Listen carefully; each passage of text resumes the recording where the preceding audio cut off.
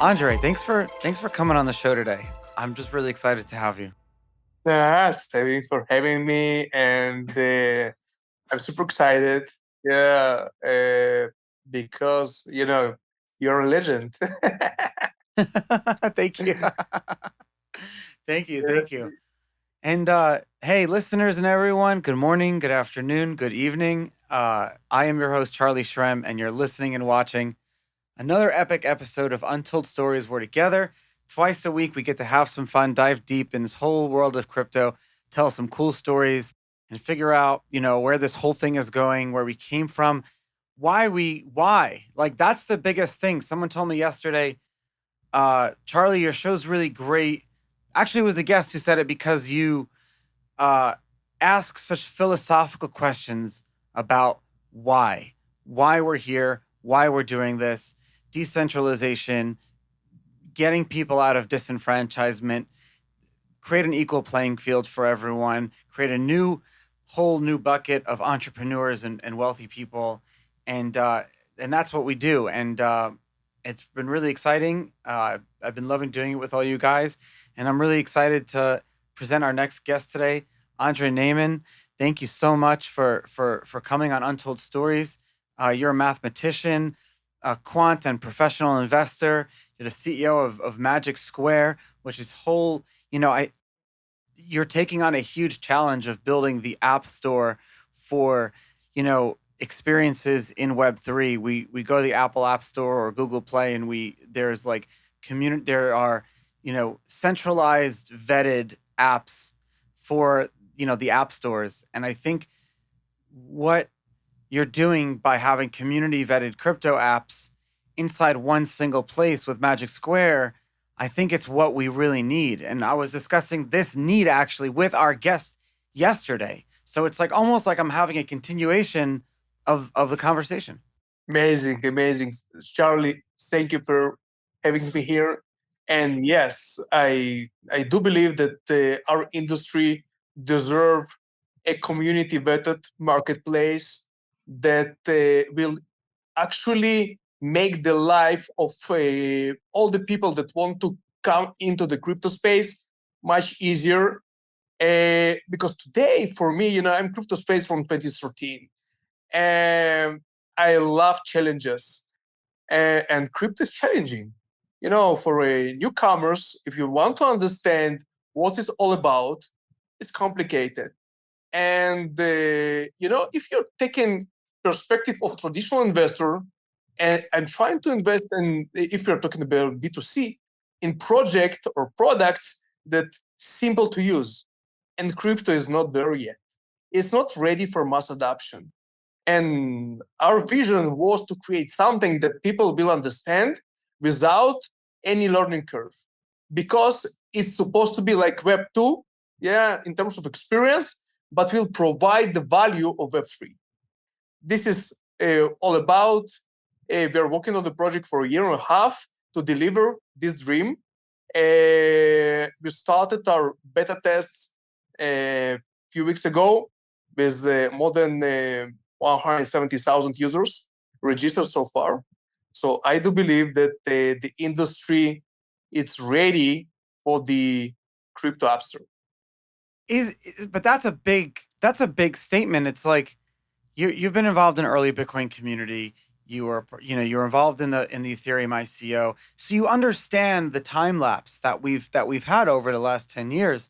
And what Magic Square is something that we've all wanted, but the question is it ready? And so I certainly think that we are there. You certainly think that we are there. You know, what type of experiences do you think need to be inside this type of mechanism? And are we thinking too small? Like, is where I think of App Store, I'm thinking of Web 2 on my iPhone, like a location that I know, even with Mac or whatever. Am I thinking too small? How do you kind of envision this in the future? Great question. So in traditional industry, everything is built around discoverability. Discovery engines, YouTube, it's discovery. App Store is definitely discovery. How do you discover your apps? I'm not talking about the trust, that you need to trust the apps that you find that are good to use. I'm just talking about the simple discovery. Today in crypto space, first of all, the space is very fragmented and it's fully controlled by exchanges. So in all the exchanges, you can find tokens, liquidity, you can trade, you can swap, and whatsoever. But it's from my perspective, it's not the right value. The right value is adoption of the product of the companies. If the product is good, I want to use it. And if tokenomics is good, I will use the token of the product, but not vice versa. I'm not supposed to start with token and then to go to the product. I'm supposed to adopt the product. And the big question, how I discover these products? And in 2022, I still go to Google. Okay, let's Google it. Yeah.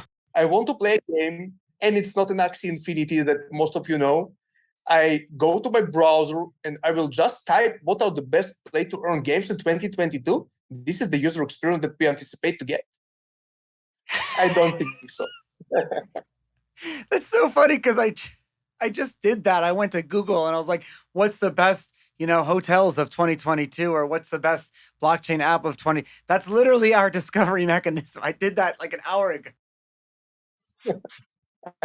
But you're right. That's not one of the best things about Spotify. And I am a lover of, I listen to music every single day. It's funny because it shapes our world, right? And it allows us to get deep into our feelings. Spotify takes my like 10-year span of music since I was a child, longer than 10 years. It actually has it has my music since 2007. So we're talking about almost 15 years.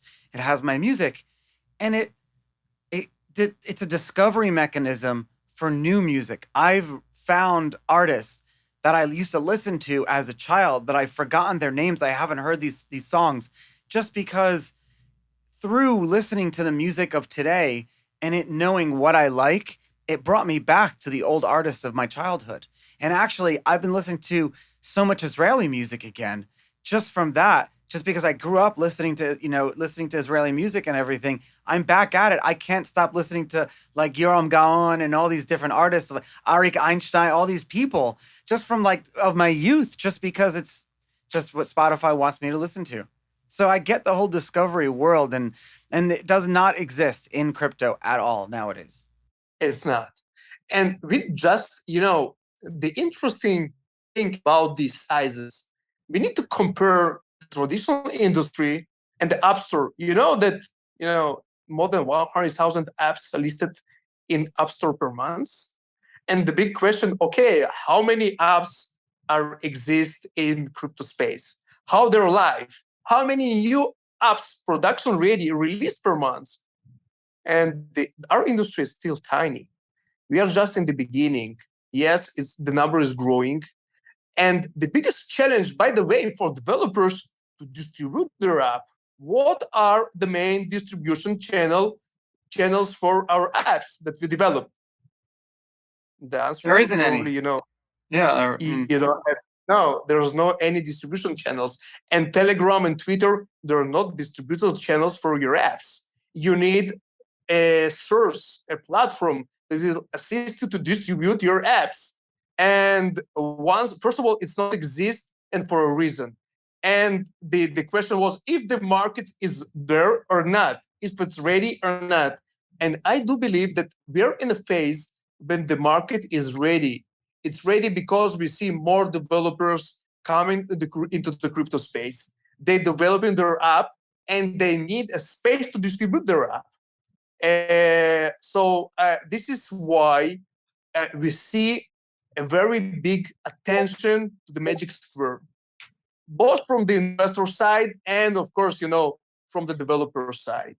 If I will teach you once the market is saturated, and I will tell you, okay, let's come to the Magic Store and list your app, you probably will think twice. Today, our pitch is so easy because we have a zero competition. What does the Magic Square look like right now? So Magic Square, we started to list apps a couple of weeks ago.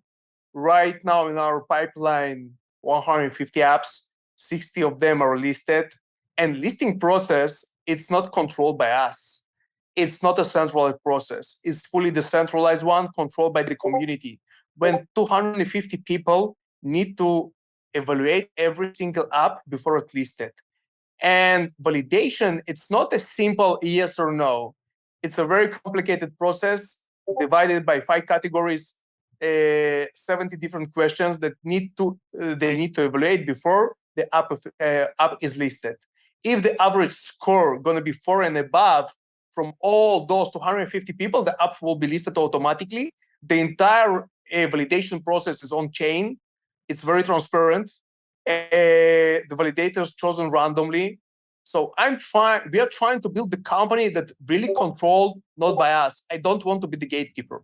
So explain more like this consensus situation. So if I write an app, like a smart contract application that is maybe like airline insurance. If I send money to the contract, if my flight is missed, then it sends me money back. And so, or if my flight get canceled or whatever, and I bundle this into a nice application, and I'm using the Ethereum blockchain and smart contracts and the Chainlink Oracle, and I want to put this into Magic Square. What's the process like?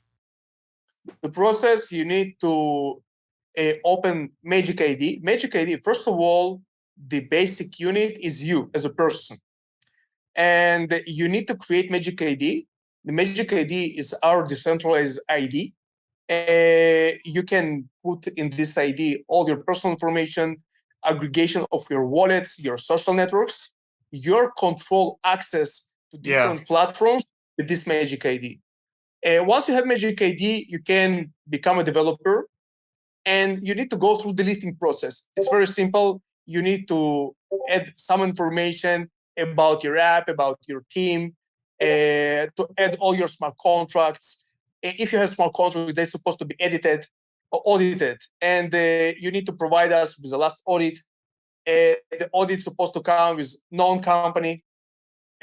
Once you're loading all of this and you're confirming that the data is correct, you need to send to smart contract 10,000 tokens, SQR tokens. When 35% out of these tokens going to be paid to validators into the game. We have 50 validators. One day supposed to be QA engineers, qualified engineers, and 200 people, standard people like me and you. Yeah. And 200 people will go over the process. They will answer different questions. Okay, does you see that the content it's a correct one? It's not violent. It's not weapon. It's not this and that. Yeah. Then you need to go and to understand that the audit is supposed to be done for the last available smart contract. Then you will need to answer questions about usability and many others. Once you're completing to answer all those questions, you're confirming it, and we are collecting all the reports from the validators.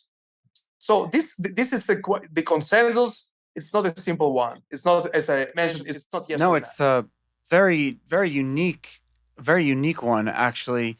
It's interesting. You gave me an idea about the auditing part of it that I'll tell you about a little bit later. But what's up? You said this thing Magic ID. What is that? Magic ID, a year ago,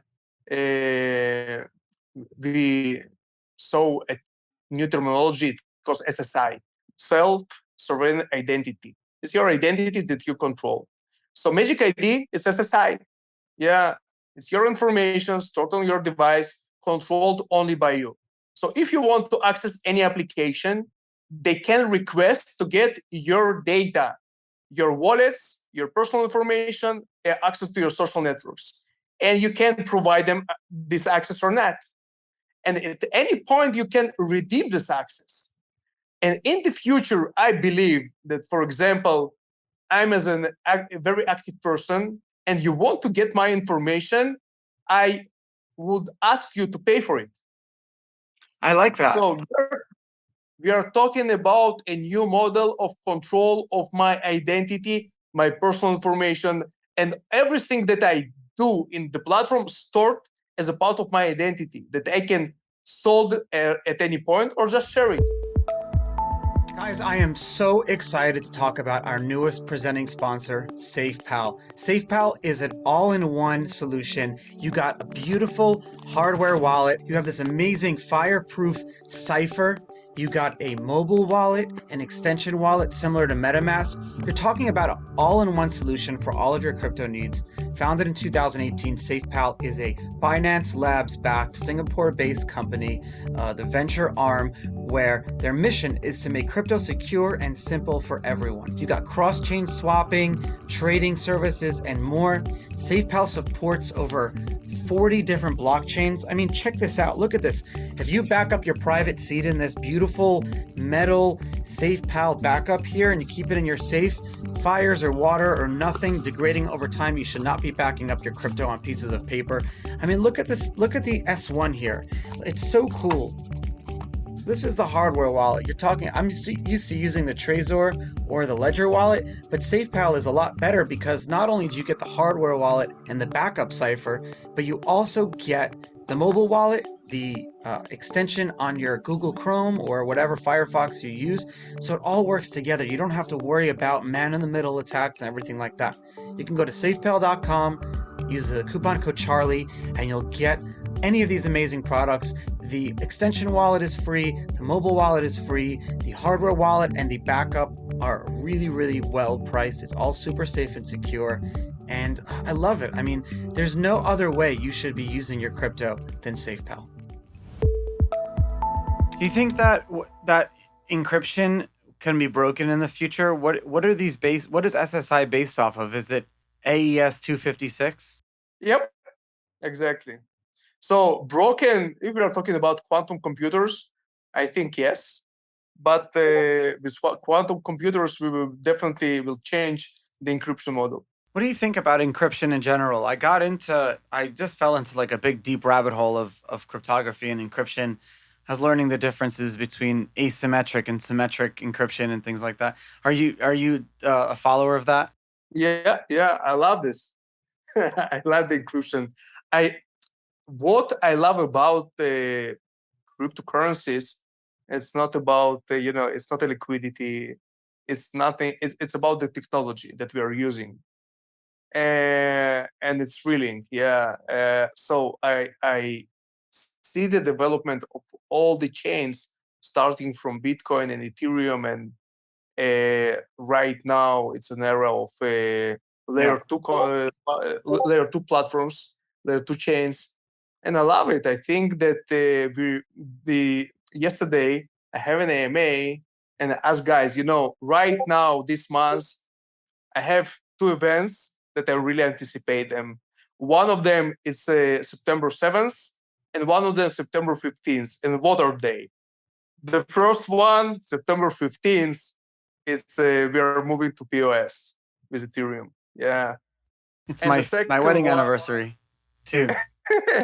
Your wedding anniversary. And it's the day I got out of jail too. It's a big day. And it's the Ethereum Merge. That's so funny. Really cool. And the second one, I'm a big fan of Steve Jobs. So this day, Apple will show their new products. The new iPhones, yeah. There's some very exciting big things happening in the next few weeks. What's going to happen with like usernames and passwords? Is that going away? Going back to Magic ID, is that what we're going to be using in the future, all of us? It's first of all, with Magic ID, it's much simpler to manage your identity. It's much more secured. You can monetize your identity, and I believe that Web3 identities, they're much stronger than Web2 identities. First of all, encryption-wise. Second of all, in terms of usability. Yeah, so I can collect all my information down my life, and it belongs to me. It's not belongs to Facebook or Google. Yeah. This is what I love about the Web3 identities, and it's definitely the future. And how you recognize if it's trendy or not? You can just Google it, yeah, and you will see enormous amount of new companies popping up into the Web3 space of Web3 identities, and I really love it. I don't know, right now there is no standard of Web3 identities, and there's a few companies that are trying to standardize it, but in the future we will see a standard of Web3 identity, how it's stored, like GDPR regulation in Europe. Oh, sure. Yeah, and it's will open a lot of new possibilities for the users. That at the end of the day, each one of us trying to monetize himself. For example, okay, I have a big community. How I can monetize my community? And probably as a part of my Web3 identity, I will have all my socials, Mm. engagement scores, and I can easily, like with Google PPC, I can put a price mark on my identity. It's so cool. And your identity, your data, your social, and it's almost like it's not about monetizing everything. It's just about being able to be paid for the things that we're not being paid for now. It's not like everyone wants to go out and start their own community and things like that. Not everyone wants to do that. We've addressed like two big problems in the crypto space, like the app store, the username problem. Uh I'm surprised that you're excited about the Ethereum merge because I would think that you would be like a big proof of work maximalist or something like that. I'm like a decentralization maximalist. I really love proof of work from one hand. From the other hand, I'm a big fan of sustainability. I love the nature. Yeah, Uh, and the biggest problem with proof of work that it's controversial to the sustainability things. I don't. I I understand that whole debate, but I don't understand how proof of stake.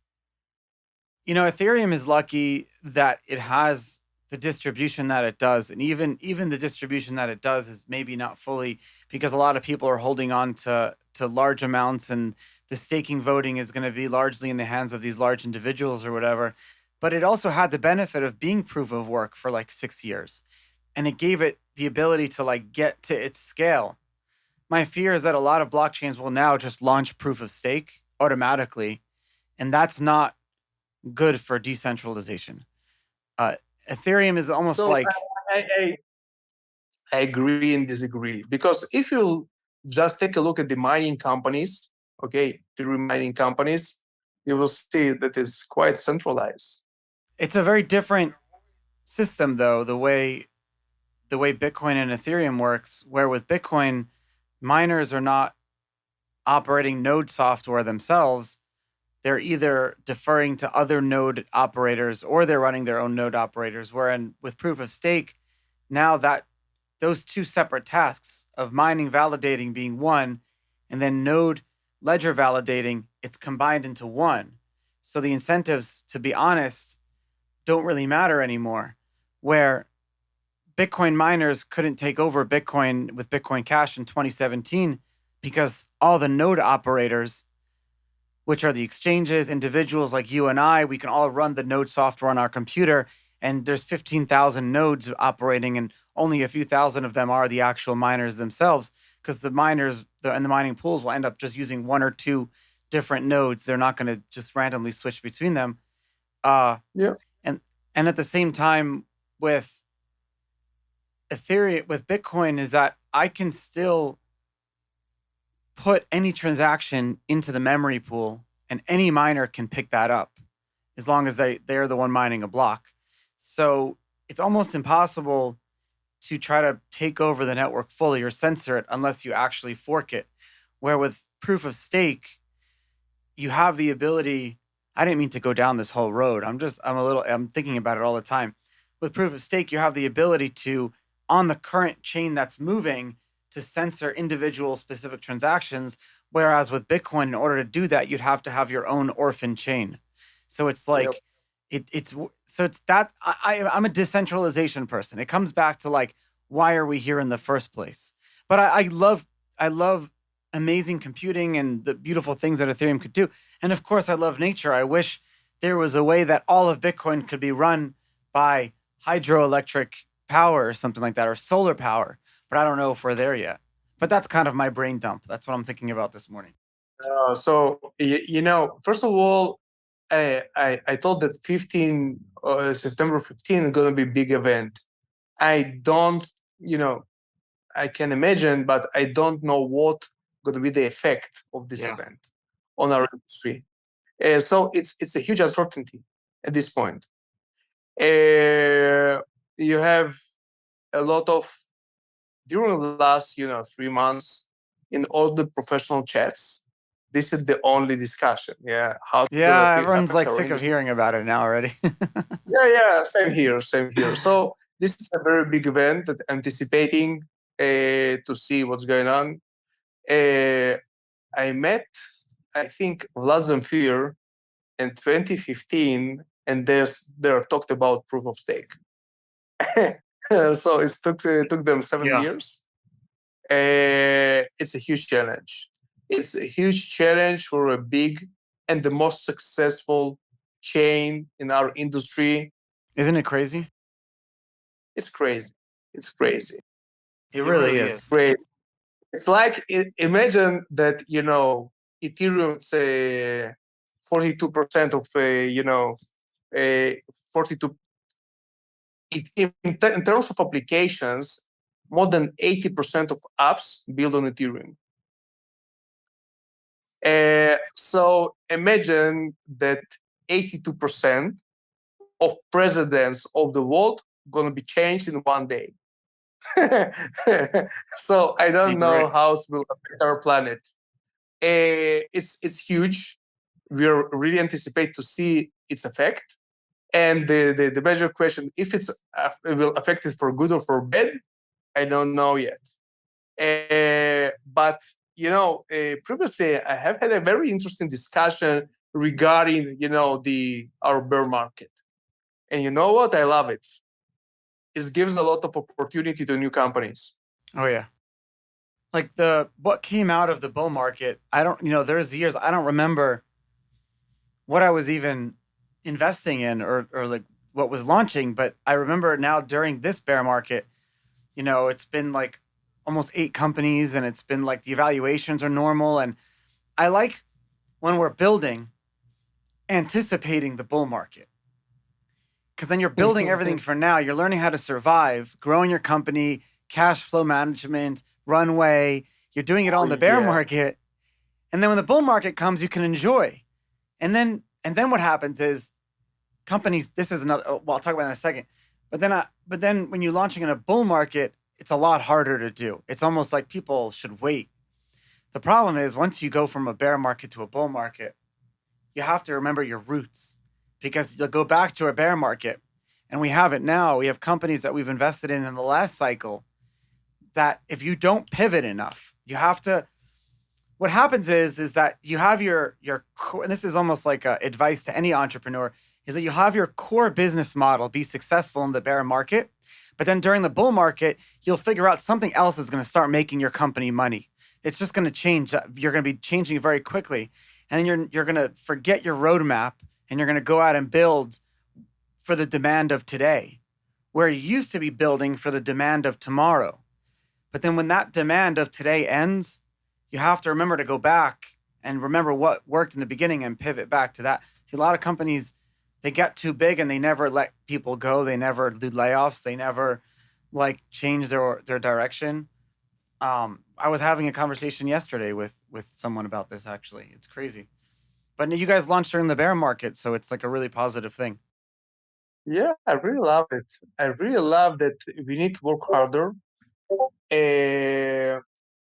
I love the people that still active in this market, because I remember the 2018 after our it's you're considering it's a first crypto venture, the one, but most of the people that was there just to look for the next multipliers, they're just leave the industry. Left the industry, and here's the same, I see many people that are not active anymore because they can make this excess on each investment. And I'm here not because of investments. I'm here because of the industry itself, because of technology, because of the biggest potential to change life of many people. So I love the cycles. Cycles is needed Yeah. to bring the change. You need to work harder to success. It's harder to raise money. If you're not good enough, you will not raise money at this period of time. And if you're building a right roots during the bear market, you can do it big during the bull market. That's great advice. I mean, you were investing for a very long time before you got into being a CEO of Magic Square and founding that. Why did you? I mean, when you're in the VC world, you get to parachute in and be the CEO for a day. You can be the CTO for one day. You can help one company. You can deal with good problems and then deal with bad problems. Why did you leave that world to start your own company again? Very good question. So after the VC world, when you're investing money in other people companies and you see all these successful guys, Yeah. then one day, yeah, I think, when I writing a first check to someone and then he's making a couple $1 billion exit, I'm really jealous in a good way. Yeah. In a good way. No, don't take me wrong. I love the success stories. I really love them. I love all the Cinderella stories when someone worked really hard and made it. And with Magic Square idea, I thought it was the right one. I find myself that I'm dreaming by nights that I'm building this company. It's like you love Steve Jobs and what he did is like a legacy thing. Do you think that you are looking for something like what will be my legacy in the in the crypto world? Because if yes, this is an amazing one. Actually, yes. There's no better motivation than that, though. There's no better motivation than that. The only motivation is to do something with an impact. Yeah, that will change something. I told with my partner Benjamin, he's amazing marketeer, one of the best that I ever met.